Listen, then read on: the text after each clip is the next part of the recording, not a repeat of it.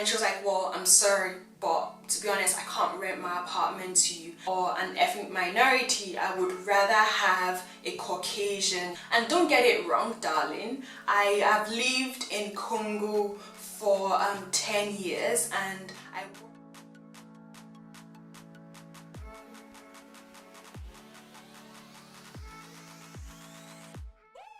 Hello beautiful people, I hope you're all doing great. Welcome back to another episode of Tiwa's Tales Tuesdays, and in this episode I'm going to be going all the way back to the year 2012. This was about 7 years ago when I decided to move to Paris, France to further my studies, and let me just say that it was one of the greatest decisions I made then, because it's currently impacting my life in such a way I never thought it would. I can speak French, converse with people in French, and it's just amazing how a language can open doors to you. And of course I'm currently learning German whilst in Germany and conversing with, I'm not actually learning German, I finished learning German in this school. I'm actually working in a company that only permits me to speak German to my colleagues. Sometimes I do speak English if I can't express myself, but 99% of the time I'm speaking German, and I get to speak with French clients as well. Get to speak German every single day, every single hour, 99.9% of the time, and it's just super amazing how a language or even two languages can open the door for one in the employment world, should I say. And it's just been super amazing. But we're not going to be talking about languages now. We're going to be talking about a situation I found myself in 7 years ago when I was in the process of looking for accommodation.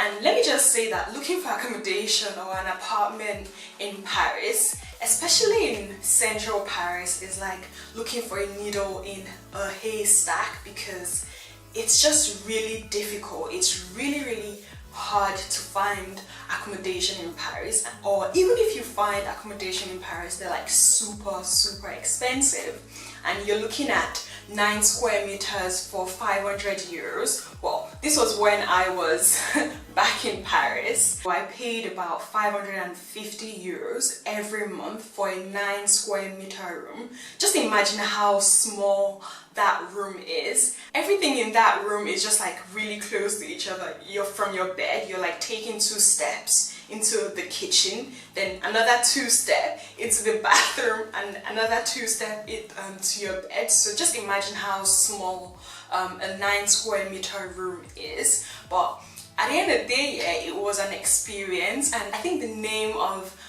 this 9 square meter room that I had was a chambre de bonne. It was at the top of the building, like on the 6th floor, and if you're lucky you will have a lift. If you're not lucky, God bless you, you'll be working on your muscles and toning your legs if you've got to use the stairs to the 6th floor. So good luck on working your muscles. The very first time I got to Paris, my university actually was trying to allocate people to different accommodations, because they had private landlords that were leasing to students. And the very first room that I thought was going to be good for me and that I could afford was about 500 or 550 euros at that time. I can't really remember how big the room is, but I know it was in the 7th district, so of course it must have been really tiny, because let me tell you again, apartments, accommodations in central Paris is just like skyrocketing. Like the prices are skyrocketing. I chose an apartment through my school that I wanted to view, and of course I couldn't speak French at that time, and it was just like really funny, because when myself and the student advisor got to this apartment, we came across the landlady, and she was like, yeah, are you going to be able to pay the rent on time? Of course I'm going to be able to pay the rent on time.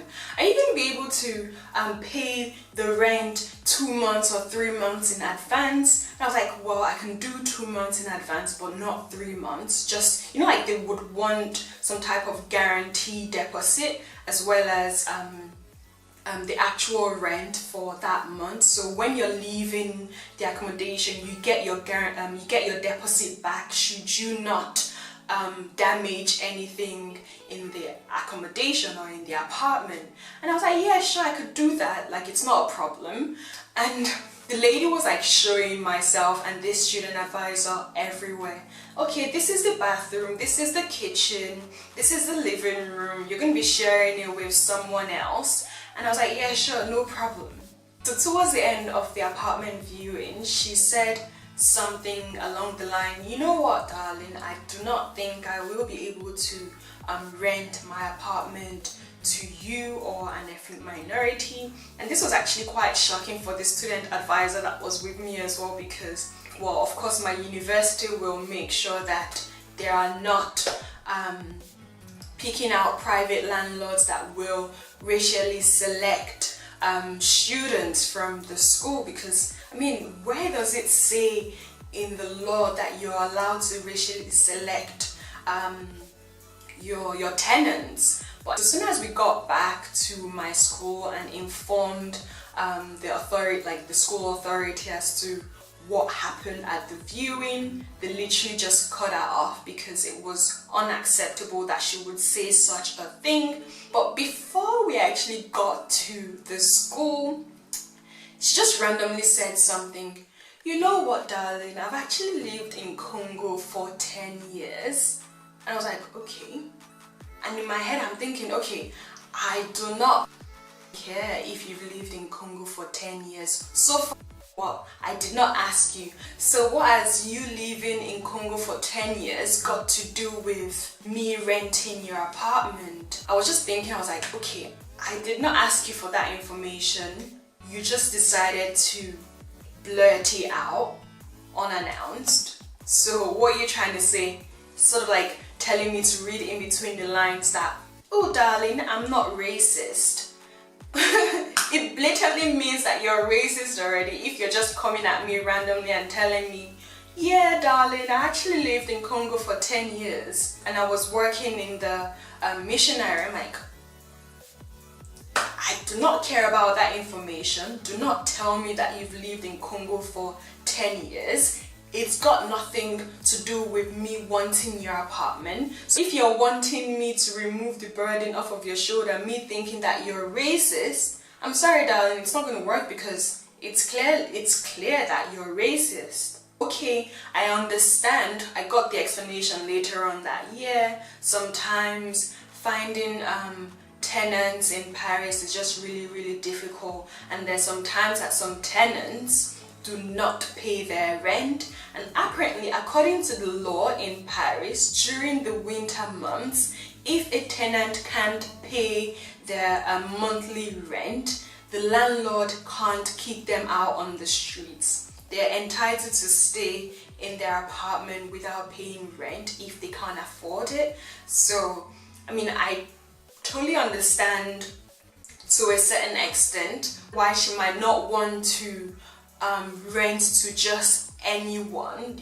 They've literally got to see that you can afford it on a monthly basis, you can work on the side and make sure that you're paying your rent. But it just doesn't make sense that she would racially select people based on the color of their skin. So yeah, this was like 7 years ago. I was really shocked about it. I hope it's not going on like that anymore in Paris, of which I doubt, because I, to a certain extent, actually experienced the same thing here in Germany as well. They were like, yeah, we can't rent to you because you're an ethnic minority, you're a person of color. And I'm thinking, for God's sake, I've got my work contract here, I can pay you the rent 2 months in advance, and you're telling me that you can't give me the apartment. And of course I totally understand that it's very competitive. I don't know if I told you guys, there was a time I went apartment viewing somewhere in Berlin, and guess what, there were about 20 people or 30 people for one apartment in Berlin. So that's how competitive it is. And of course the landlord has got to like set different criteria as to what he wants the person to be, what the contract is going to be. Landlords do have the power to decide who they want in their apartment, but I do not think that they should base it solely on people's skin color or their ethnicity just because they can. It's not fair on people that can afford to pay the rent in advance. There are people of color, they're an ethnic minority, and the only reason that you will reject this person is because of the color of their skin. As in, it doesn't make sense. If this person can pay their rent 6 months in advance, is working, has got a very good job, and you're saying, yeah, I'm sorry, I can't give you this apartment because of your skin color. It was such a shocking moment for me. Like, everyone says so many beautiful things about Paris. It's a beautiful city, the Eiffel Tower. Paris is absolutely gorgeous, but you've just got to watch out for certain people and make sure that you do not fall into the trap of experiencing racism. But yeah, this lady was like, yeah darling, I'm sorry, I'm not going to be able to rent my apartment to you because of your skin color or even to an ethnic minority. I've lived in Congo before. To be honest darling, I do not care if you've lived in Congo for 10 years. Me wanting your apartment and you living in Congo for 10 years has got nothing, like, where is the correlation? But yeah, that's it really. Thank you all so much for watching this episode of Tiwa's Tales Tuesday. If you do have any questions, comments or opinions, please leave them in the comments down below. If you enjoyed this video as well, please give it a thumbs up. Don't forget to subscribe if you haven't done so already.